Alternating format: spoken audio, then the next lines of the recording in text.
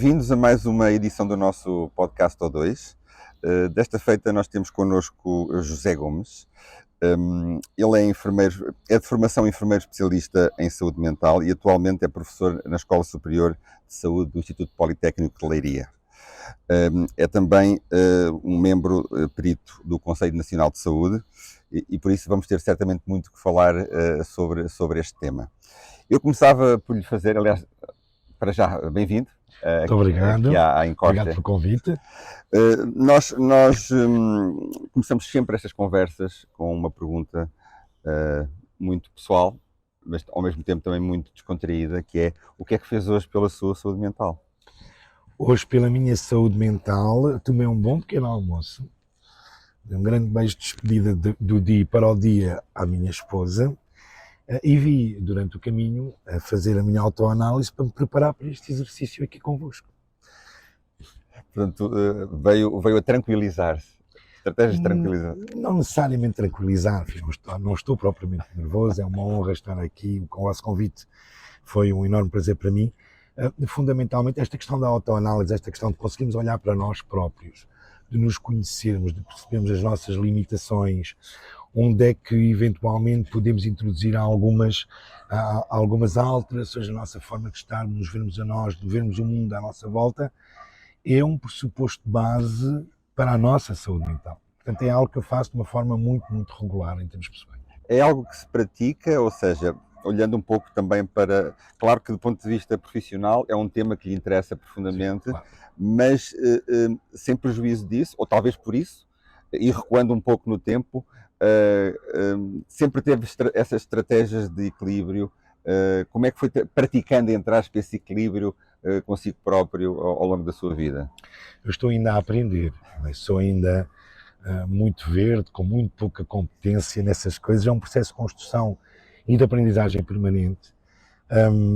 O primeiro grande momento de necessidade de autoconhecimento e de perceber melhor quem eu era deu-se precisamente quando, enfim, por opção pessoal, resolvi vir para Portugal, conhecer as minhas raízes, conhecer de onde vinha, aprender a dominar melhor a língua, não só do ponto de vista semântico e de vocabulário, mas fundamentalmente em termos culturais, porque tinha muitas dúvidas sobre quem eu era efetivamente, tendo crescido numa cultura diferente, com uma língua diferente. Em França, não era? Em França, exatamente, em Paris, mas tendo de facto dois pais fantásticos que são portugueses culturalmente e de origem, embora não falassem português comigo em casa, que é uma das críticas que eu lhes faço ainda hoje.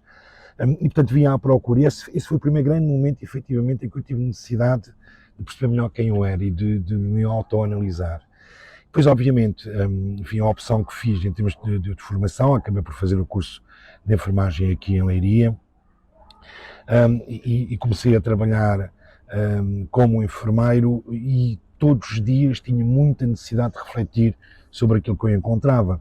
Eu inicialmente, enfim, trabalhei em vários serviços, mas no maior período do início da minha vida profissional trabalhei em urgência, com todos os contextos que encontramos na urgência, com este confronto com o sofrimento, com a finitude da vida, e portanto isto obrigou-me também a repensar-me. Aliás, a minha opção pela especialidade em saúde mental, que fiz já com 28 anos, foi precisamente porque a minha maior necessidade não era tanto ter mais competências para cuidar do outro, embora eu também sentisse isso, ainda o sinto hoje, aliás, mas era fundamentalmente conseguir ter mais estratégias para me cuidar a mim próprio. Ou seja, cuidando dos outros, cuidamos de nós, é um pouco também isso que aprendeu com a sua profissão, e vice-versa, digamos assim, é um processo de ir e volta. E vice-versa. Eu não consigo cuidar do outro adequadamente se não cuidar de mim e se não me conhecer a mim também. Aliás, uma das primeiras competências, a competência mais relevante, enfim, na minha perspectiva, de um enfermeiro especialista em saúde mental é precisamente o autoconhecimento, está descrito na lei. Portanto, eu não consigo cuidar do outro se também não conhecer a mim próprio, naquilo que são as minhas limitações, as minhas incapacidades, as minhas forças, as minhas fraquezas. Mas também é verdade que na relação com o outro e no cuidar com o outro, isso permite-me também muitas vezes a confrontar-me a mim próprio. E, portanto, a relação terapêutica que se cria entre quem é cuidado e quem cuida é uma relação que é enriquecedora para ambas as partes. Ou seja, o que está a dizer, de certa forma, se bem eu entendo, é que essa relação, neste caso terapêutica, não pode ser excessivamente instrumental, tem que ser empática, é isso? Tem. Eu não consigo. Eu cuido de seres humanos. Quer dizer, nós temos, obviamente, um conjunto de sistemas fantásticos, que o nosso corpo é uma máquina fabulosa. Aliás, que ainda não o compreendemos na totalidade, ainda há coisinhas que estamos a tentar descobrir, nomeadamente a nível do funcionamento cerebral, dos pensamentos, das emoções. E as fronteiras entre corpo e mente, como é que as duas coisas... Eu acho que não há fronteiras. A Organização Mundial de Saúde diz uma coisa muito engraçada.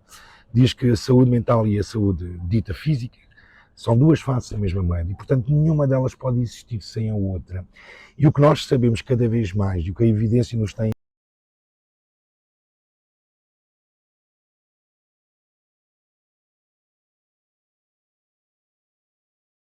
primeiro meio prémio Nobel.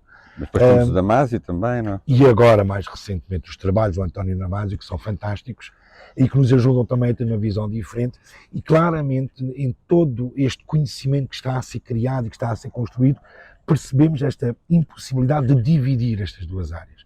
E, portanto, eu não consigo pensar em saúde sem pensar em saúde mental e vice-versa. E esse é, porventura, um dos exercícios mais complexos que fazemos, até na organização do nosso sistema de saúde, porque o nosso sistema de saúde não está efetivamente, na realidade, vocacionado para a pessoa. Isso é interessante. Aliás, eu recentrando um pouco naquilo que foi a sua abordagem à profissão, como também exercício de autoconhecimento e depois, a partir do momento em que se autoconhece, também desempenha melhor a sua função. Aquilo que observou, porque neste momento é sobretudo um académico e aconselha também a política pública, mas durante muitos anos esteve todos os dias na linha da frente, digamos assim, do cuidado de saúde.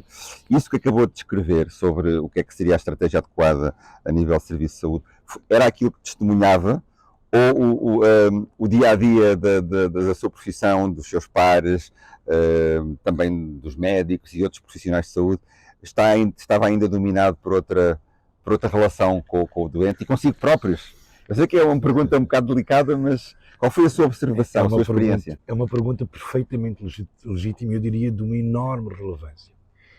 Em primeiro lugar, eu não penso, apesar de todas as evoluções, e obviamente, e eu queria aqui deixar sublinhado, eu considero que nós temos um muito bom sistema de saúde. Quando digo sistema, estou a falar de um transversal.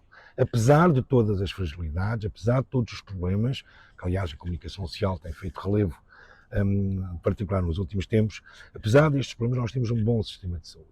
Falta-lhe o quê? Falta-lhe algo que já faltava quando eu comecei a trabalhar, há 30 e poucos anos, e que eu senti quando tinha a minha clínica todos os dias, e que continua a faltar hoje. Nós temos um conjunto de documentos muito bem construídos, enfim, regulamentos, legislação, a nossa lei de bases da saúde, que de uma forma muito objetiva centra o sistema na pessoa e na comunidade, no cidadão e nas comunidades.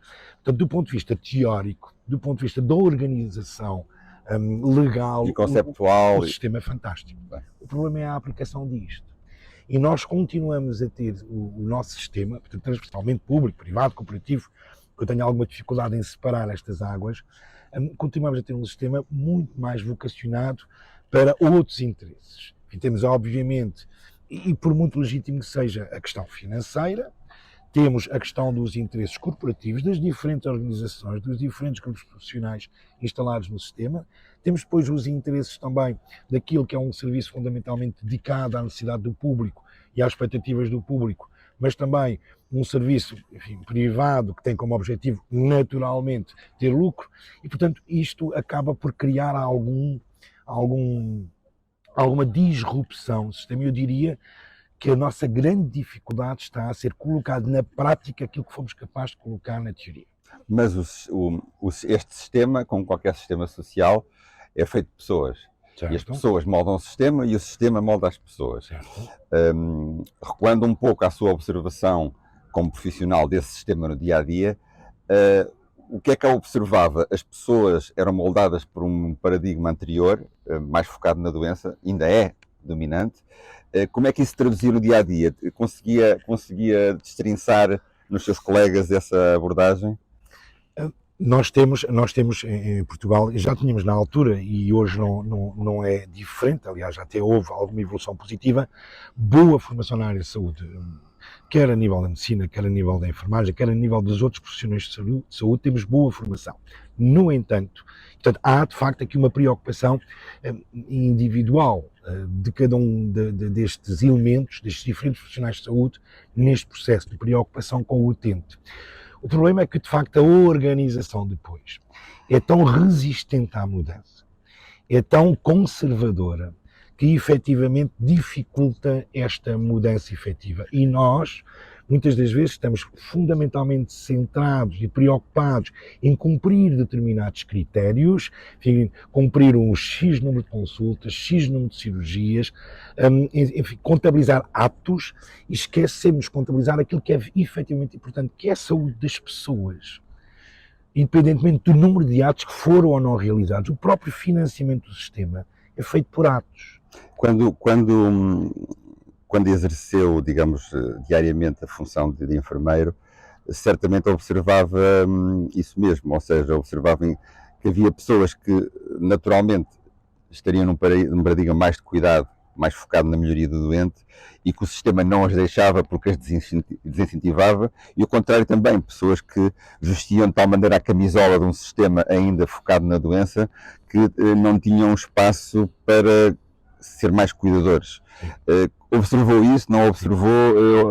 Houve episódios em que essas tensões se manifestavam? Sim, houve e continuam a existir, porque efetivamente a formação dos profissionais de saúde também os leva a esta compreensão, a esta tentativa de compreensão do outro no processo de cuidar, naquilo que é a prestação de cuidados de saúde, seja em situação de doença ou noutra qualquer.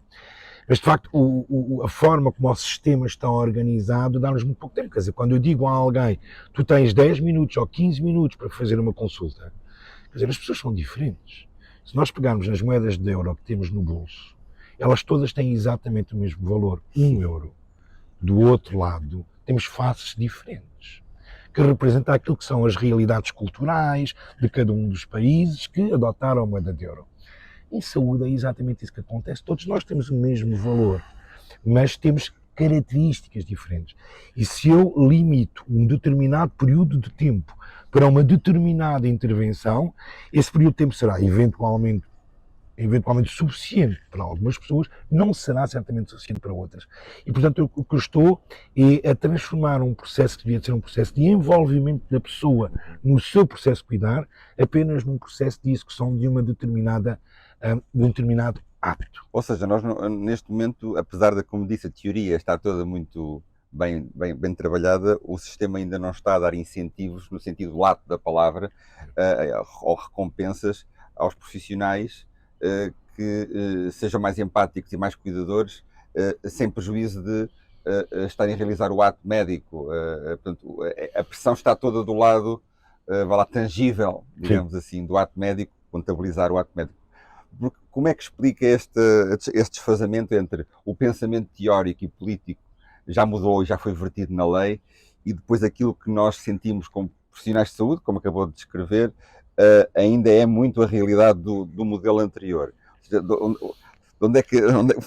Porquê? Bom, eu penso que nós não temos tempo para abordar todos os porquês, mas vou tentar aqui ser o mais sintético possível. É sempre uma simplificação. Sim, claro, obviamente. Se tivesse neste momento a varinha mágica e tivesse assim, eu agora tenho o poder, o tempo, os recursos para propor 2, 3 medidas para darmos o salto, digamos assim, do foco da doença no foco da saúde, do foco no ato para o foco no resultado, Sim. na melhoria da saúde. Como é que daríamos esse salto? Daríamos esse salto. Bom, em primeiro lugar, o que disse é verdade, enfim, é uma frase que não é minha, mas que eu tenho com muita frequência. O nosso Sistema Nacional de Saúde continua a ser, naquilo que é a sua organização, o Sistema Nacional de Doença. Ou seja, responde fundamentalmente à doença. E esse é um dos problemas. Bom, se eu tivesse uma varinha mágica, que eu faria? Para já, poria claramente na prática aquilo que é um documento que foi publicado em 2019, se chama a Carta para a Participação Pública em Saúde, que efetivamente prevê a participação ativa das pessoas e das comunidades na construção da sua saúde e na construção do seu sistema de saúde. Que é um documento muito interessante, mas novamente a translação para a realidade está ainda longe de acontecer. O Conselho Nacional de Saúde, há 2, 3 anos atrás, publicou um relatório que se chama Todas as Vozes Contam, precisamente a tentar incentivar este pressuposto. E neste momento estamos a tentar trabalhar na introdução de novos indicadores, aquilo que os ingleses chamam de Patient Reported Outcomes, ou seja, resultados relatados pelo paciente, enfim, uma tradução livre à portuguesa, em que, para avaliar o sistema de saúde, inclusivamente para financiar o sistema de saúde, não seja considerado o número de atos que eu realizei, vacinas, consultas, cirurgias, mas, efetivamente, o cumprimento das necessidades e das expectativas em saúde das pessoas e das comunidades. Algumas das quais até são subjetivas e de natureza psicológica. Mas a saúde também é pessoal. E era o que eu dizia há pouco, se eu digo que um cidadão tem que ser envolvido no seu processo de saúde, tem que ser chamado a ser construtor da sua própria saúde, arquiteto da sua própria saúde, então eu tenho que lhe dar o espaço. Eu não posso ser tu és o arquiteto da tua saúde, mas eu é que vou construir a casa toda sozinho e tu vais para lá e se não gostares azar o teu. Portanto, temos que fazer esta mudança. Portanto, se eu tivesse uma varinha mágica, que infelizmente não tenho, utilizava para mudar esse estado de coisas. Isso é muito interessante, sobretudo para nós aqui no Oeste Respira, o que está a dizer, porque muito do nosso trabalho também é mostrar que temos que ir para lá do chamado produto de uma atividade, seja ela de saúde, seja ela mais de serviço social, seja outra, e pensar no bem-estar que está a ser proporcionado.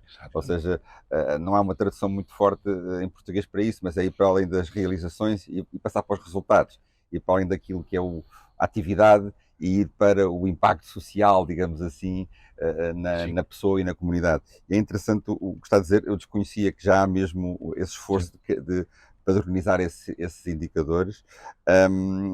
E há um outro aspecto também que ainda não explorámos nesta conversa que eu gostava que também nos pudesse elucidar. Defendo muito, como fruto de tudo isto, desta mudança de modelo, já escreveu que por um lado é uma inevitabilidade, por outro lado faz sentido perante este novo paradigma, que é vamos ter que ter mais cuidados ao domicílio. Sim. Ou seja, vamos ter que descentralizar das unidades hospitalares e ver a casa como um lugar onde há bem-estar e há cuidado de saúde. Isso também é um grande salto e não estamos preparados para isso. Acho que estamos muito longe desta questão de reposicionar o cuidado de saúde no domicílio, fazer de cada cidadão, entre aspas, um cuidador. Isso é a visão que defendo. Sim, sim.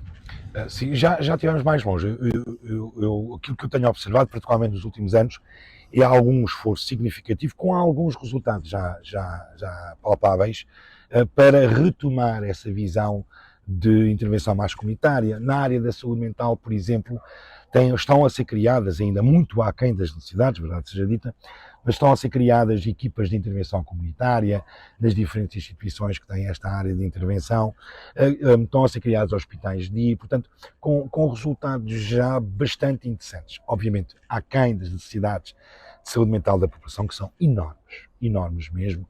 A saúde mental da população portuguesa é, infelizmente, das piores a nível, segundo os indicadores que temos conhecimento, a nível europeu e mundial. E permite acrescentar que a da região oeste também não é brilhante dentro do panorama português. Não é.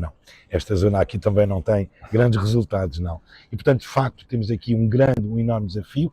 Já se vai fazendo alguma coisa, volto a sublinhar, ainda aquém daquilo que são efetivamente as nossas necessidades, mas essa tem que ser a mudança. Repare, a saúde, e agora permita-me aqui puxar um bocadinho para a minha dama, para a saúde mental, não é? Embora elas não sejam separáveis. Permite, até porque nós somos uma incubadora de saúde mental. Exatamente. A saúde e a saúde mental, afinal, esta união que não conseguimos separar, que não conseguimos dividir, e eu posso fazer duas coisas todos os dias na minha vida. Eu como cidadão, eu como Zé Carlos, não eu como profissional, ou como perito, ou o que quer que seja, posso construir saúde ou construir doença. Eu tenho estas duas possibilidades. E, enfim, tenho a possibilidade do livre-arbítrio e poder escolher aquilo que eu quero fazer. Obviamente,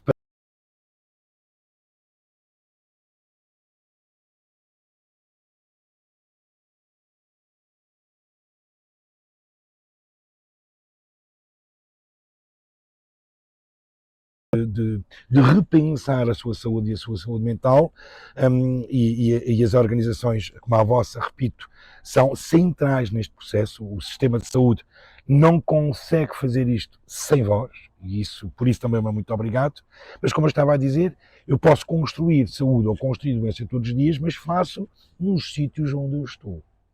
Eu comecei por dizer que de manhã comi um bom pequeno almoço, dei um grande abraço à minha guida, antes de sair de casa, como faço todos os dias, porque só vou vê-la lá para as 10 da noite ou 11 da noite, e isto é uma parte de construção da minha saúde. Eu podia não ter tomado um pequeno almoço porque estava preocupado em vir para aqui e a chegar a horas, minhas desculpas pelo ligeiro atraso, podia eventualmente estar zangado com a minha companheira e não me despedir.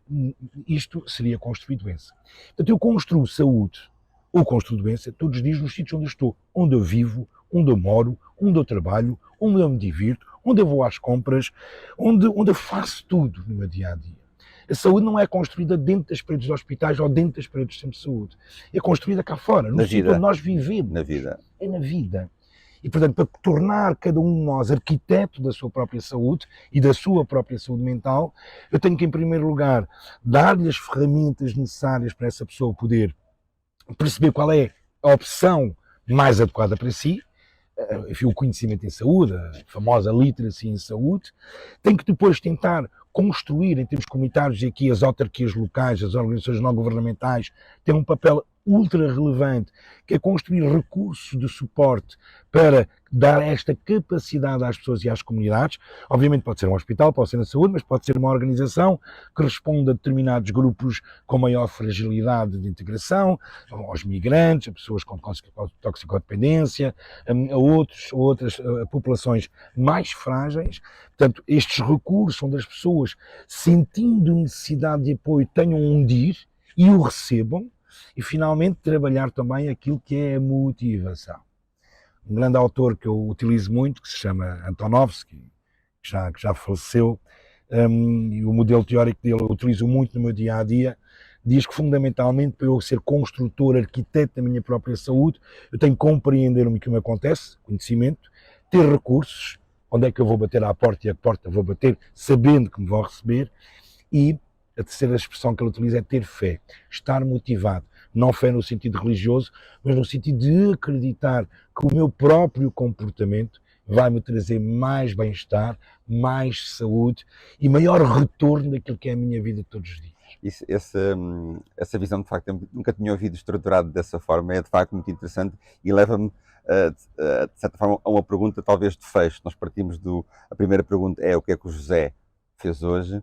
E pegando agora nesses diferentes níveis dessa proposta que me acabou de apresentar, pensando como comunidade, como isto que se chama Portugal, ou que queremos chamar, mas Portugal depois também tem muitas camadas, não é? Há a comunidade no nosso bairro, há a comunidade da nossa cidade e há a comunidade do país.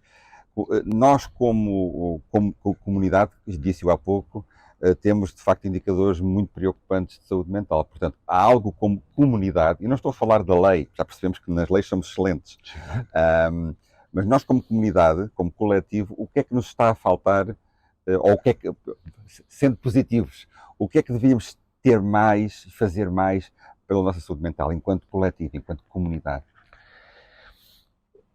Podemos fazer muita coisa, há algumas coisas ao nosso alcance diretamente enquanto cidadão ou enquanto membro de uma comunidade, de uma organização não governamental, de uma associação, de uma paróquia, de outra entidade religiosa qualquer. Portanto, todos esses contextos podem ser úteis, mas precisamos também, e eu acho que aí nos falta ainda algum caminho, precisamos também que aquilo que é a organização genérica social, económica e política do nosso país e das nossas regiões pensem este processo.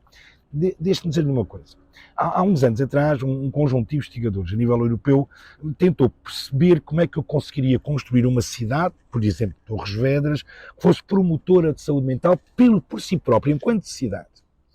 E então definiram uma coisa que chamaram indicadores estruturais de saúde mental, portanto não tem a ver com as pessoas, mas tem a ver com a organização da própria cidade, naquilo que é a sua organização política, social, económica, cultural, etc. E entre esses vários indicadores há um indicador que eu acho que nós em Portugal estamos longe de atingir. Não acho não, também já de certeza, os dados mostram, que é o voluntariado. E nesses 31 indicadores, um deles é o voluntariado. E o que nós sabemos é que quanto mais nas comunidades há trabalho de voluntariado, ou seja, eu trabalhar para a comunidade de uma forma gratuita, participar na construção da comunidade, isto pode Como ser... cuidadores informais, não é?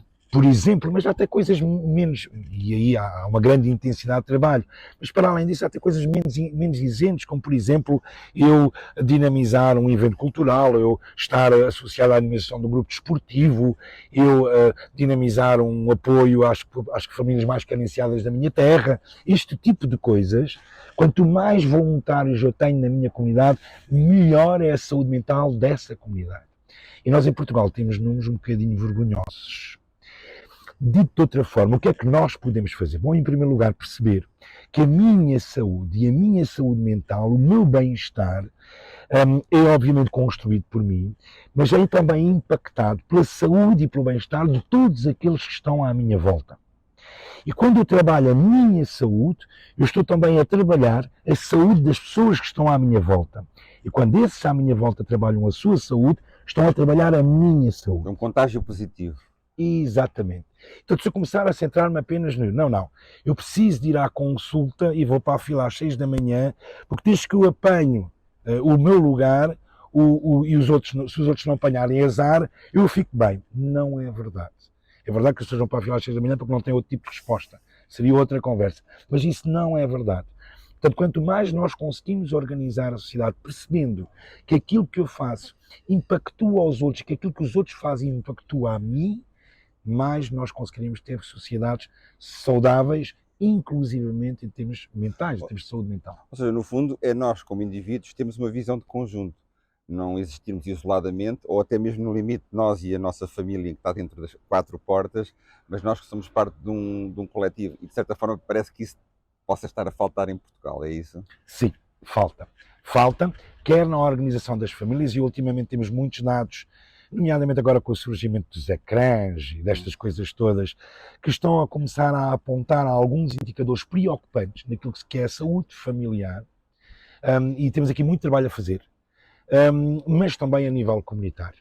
Nós, de alguma forma, temos alguma tendência para algum egoísmo comunitário. Bom, ok, desde que eu esteja bem, o resto é um bocadinho secundário. Ora, isso acaba por ser negativo. Isto é como um boomerang que eu lanço e que me vem bater a mim. E, portanto, nós temos que perceber que se eu fizer pelos outros, eu estou a fazer efetivamente por mim. E, portanto, aqui também o desafio às comunidades, nomeadamente aos governos locais, às autarquias, por exemplo, ou agora que se vão criar as unidades locais de saúde, nesta perspectiva macro do território, que elas sejam capazes de integrar esta perspectiva, porque senão vamos continuar com os mesmos problemas com que somos confrontados há décadas no sistema. Muito bem. Eu queria deixar uma nota positiva, porque ouço falar e eu estou cheio de otimismo. Portanto, no meio disto tudo, como é que se definiria? Mais otimista, menos otimista? Qual é a sua mensagem de futuro para este caminho de saúde mental? Porque nós estamos num patamar de facto baixo, não é? Como é que nós... Sim, estamos num patamar baixo em algumas coisas, noutras já não, como eu disse há pouco. Efetivamente temos ainda um longo caminho a fazer. Temos aqui um trabalho de repensar a nossa organização social, claramente, mas eu defino como um enorme otimista. Aliás, eu acredito que tudo isto que eu tenho vindo a trabalhar e a investigar e a tentar também transmitir nas últimas décadas é possível. Felizmente, algumas das coisas, porque de alguma forma eu já lutava há umas décadas atrás, começam a aparecer, mas ainda não.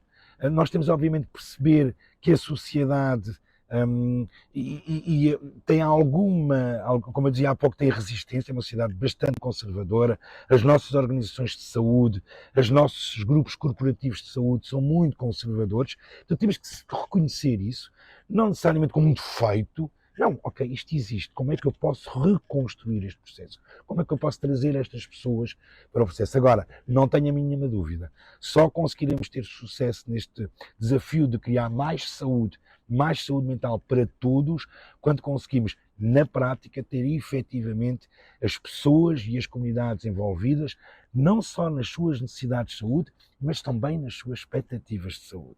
Não é exatamente a mesma coisa. Acha que Portugal pode um dia ser uma comunidade de cuidadores? Acho. Nós temos alguns aspectos, até em termos culturais, que nos pode, enfim, ajudar nesse caminho. Temos que nos repensar, temos que conversar muito uns com os outros, temos que construir muito em conjunto, mas é possível. Aliás, do meu trabalho, por exemplo, em Cabo Verde, eu tenho trabalhado em Cabo Verde nos últimos anos, e do meu trabalho em Cabo Verde, aquilo que estamos a tentar fazer por lá é precisamente a construir uma resposta do sistema de saúde, tem muitas deficiências ainda, uma resposta do sistema de saúde seja baseada nas pessoas, ou seja, que consiga em cada pequena comunidade, com as suas características culturais, e há uma enorme diferença cultural de comunidade para comunidade, possa ser ela própria produtora de saúde. E em Portugal nós temos algumas características culturais, enfim, da nossa história, que são positivas. Portanto, é pegar nelas, olhar para nós com orgulho. Não somos perfeitos, não, mas como eu costumo dizer, se nós fôssemos perfeitos, este mundo era uma monotonia porque éramos todos iguais. Vamos então deixar esta nota de que é possível, na nossa imperfeição, cuidarmos mais uns dos outros, e até à próxima conversa. Fiquem bem, respirem.